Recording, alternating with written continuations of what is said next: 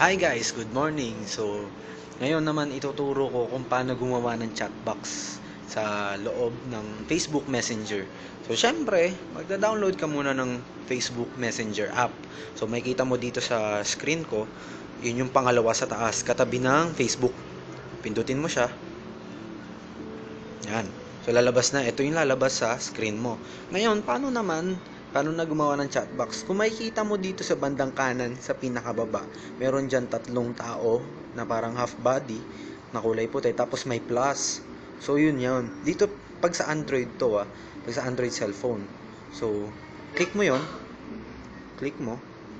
Ito na yung magiging itsura. Ngayon, ano tong name? Ito yung name ng chatbox mo. For example, ilagay natin is ACI online presentation.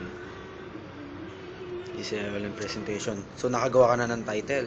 Sa pangalawa, add people to group. Ito na yung mag-add ka na ng mga tao sa chatbox mo.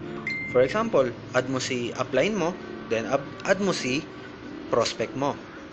Note lang, pag dalawang tao na yung na-add mo, pwede na yon. Magkakaroon ka na ng chatbox. Dapat dalawa yung minimum. So, yan. Pwede ka rin mag-add ng photo. Create group. Pag na-create niya na, creating group, ayan na. ACI online presentation. Ayan, no.